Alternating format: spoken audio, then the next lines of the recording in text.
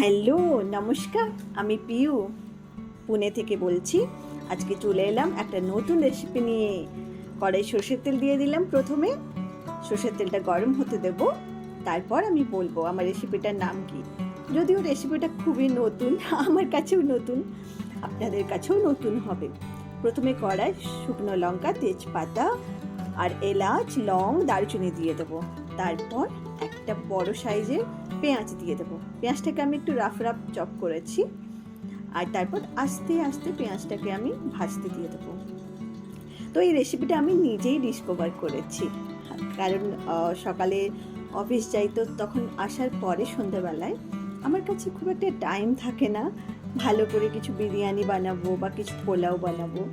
তখন মনে হয় যে একটুখানি ফ্রিজ থেকে যা কিছু আছে নিয়ে যদি তাড়াহুড়ো করে কিছু ভালো বানিয়ে খেতে পারি তো খুবই ভালো লাগবে। তো সেই জন্যই এই রেসিপিটা আমার বানানো। আমি কি করলাম, এসে দেখলাম অফিস থেকে যে চিকেন পড়ে আছে, তো ভাবলাম ঠিক আছে চিকেন দিয়ে কিছু বানিয়ে নিই ফটাফট করে। তো এইটা এসেছে আমার মাথায়।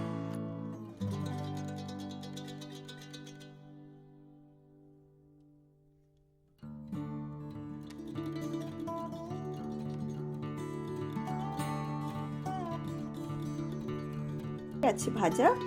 এবার আমি অ্যাড করে দেবো আদা আর রসুনের পেস্ট। 7-8টি মতো রসুনের কোয়া নিয়েছি আর হাফ ইঞ্চ মতো আদা নিয়েছি, আর দুটোকে আমি ভালো করে একটু পিষিয়ে নিয়েছি, দিয়ে দিলাম। এবার চিকেন ভালো করে আদা রসুনটা আর পেঁয়াজটা ভেজে নেব। আর ভাজতে ভাজতে আমি দেখে নেব আশেপাশে বাকি কী সব মশলা রেডি হয়ে গেছে কিনা। আর এই রেসিপিটা তো আমি বলেই দিলাম, আমি খুব তাড়াহুড়োতে রেসিপিটা নিজেই তৈরি করেছি। আর আমার এই চ্যানেলের উদ্দেশ্য আপনারা এটাই বলতে পারেন যে চটজলদি রান্না।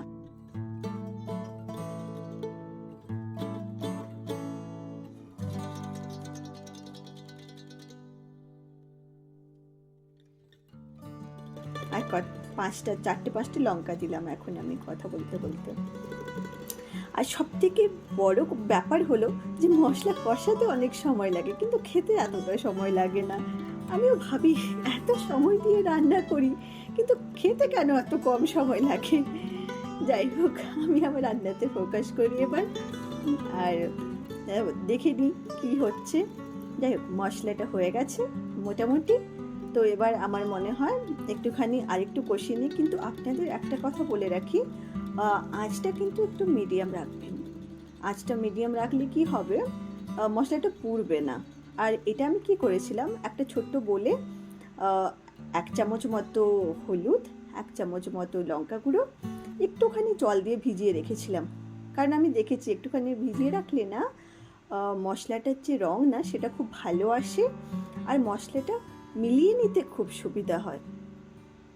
কারণ আমরা তো আর সবসময় হলুদ আর লঙ্কা গুঁড়ো বেটে নিতে পারবো না, না, সেই জন্য গুঁড়োটাই তো নিতে হয়। আর গুঁড়োটা ভিজে রাখলেই ভালো হয়, আমি দেখেছি, এটা আমার মায়ের টিপ যদিও। আর সেই যে ধোয়া যে জলটা, বাটি ধোয়া জলটা আমি আস্তে আস্তে দিয়ে দেবো, দিয়ে কষাতে দিয়ে দেবো। একটুখানি ভালো করে কষাতে হবে, না হলে কি হয় মশলাটার গন্ধ আসে। কিন্তু এইটা আমি বলতে পারি যে রান্নাটা করতে কিন্তু 40 মিনিট মতো সময় লাগবে। আর তার মাঝে মাঝে আপনারা প্রিপারেশনটা একটু একটু করে নেবেন। আর 1 চামচ আমি নুন দিলাম এখন। তো এতটা তো আমাদেরকে করতেই হবে। আমি জানি এটা বলা যে রান্না করতে সময় লাগবে 40 মিনিট, হ্যাঁ অবশ্যই করতে তো হবেই, এখন কিছু করার নেই। আমি কেন করি, কারণ আমি রান্না করতে খুব পছন্দ করি।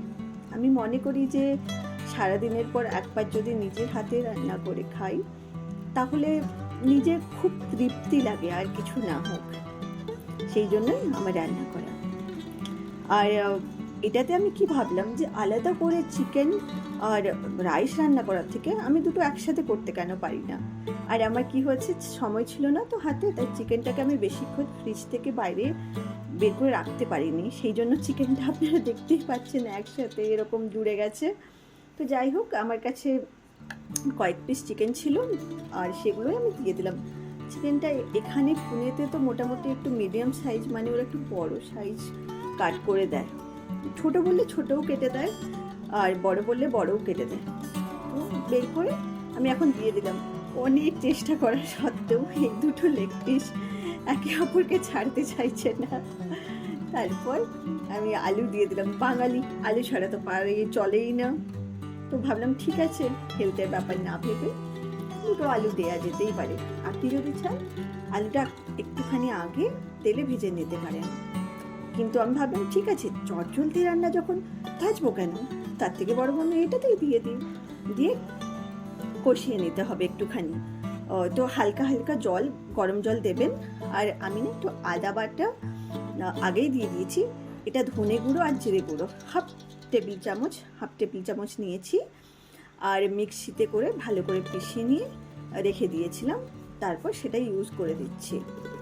তারপর একটুখানি হালকা হালকা গরম জল বা ঠান্ডা জল, গরম জল তো করা হয় না সব সময়, সেটা আমি ঠান্ডা জল দিয়ে একটু কষিয়ে ঢাকনা দিয়ে দিয়েছি। আর 10-15 মিনিট হবে আমি ঢাকনাটা দিয়ে রেখেছিলাম।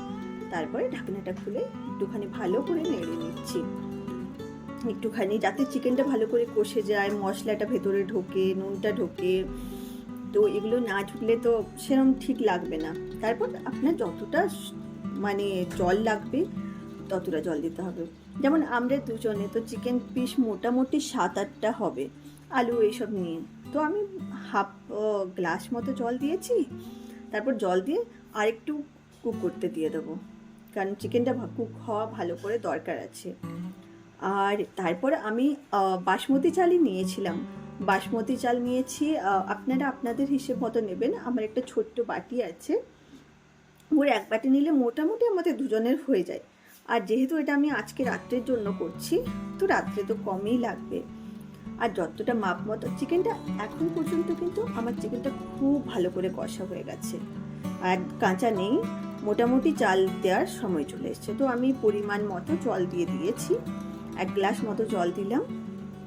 আর এরপর আমি চালটা ধুয়ে সাইডে রেখেছিলাম, আর চালটা দিয়ে দেবো এখন।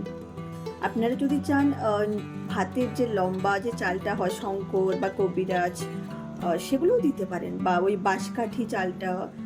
আশা করি ভালো লাগবে, কারণ এটা তো আমরা রেগুলার বিরিয়ানি বা পোলাও করছি না। তো বাসমতি চাল দিলেও চলবে, না দিলেও চলবে, আপনাদের কাছে যেটা অ্যাভেলেবল আছে সেটাও দিতে পারেন, ঠিক আছে। আমি আমার পরিমাণ যতটা আমার লাগবে আমি ততটা চালই দিলাম। তারপর আস্তে আস্তে করে ভালো করে মিক্সটা ভালো করে নেবেন। এখন যদি মিক্সটা ভালো করে না করেন তাহলে কি হয়, চালটা অনেক সময় একসাথে জমাট বেঁধে যায়, বা কোথাও কড়াই লেগে যাওয়ার ব্যাপার থাকে। আমি তো ভালো করে মিক্স করে নিলাম। করে আর সেরকম কিছু না, মশলা তো আপনারা দেখলেনই, সেরকম কিচ্ছু মশলা দিইনি। যা কিছু বাড়িতে নিজের হাতের কাছে আছে বাস সেগুলো দিয়েই চালিয়ে দিচ্ছি। হয়ে গেছে চালটা দেওয়া। এবার আমি এটাকে ঢাকনা দিয়ে 15-20 মিনিট আশা করি হয়ে যাবে।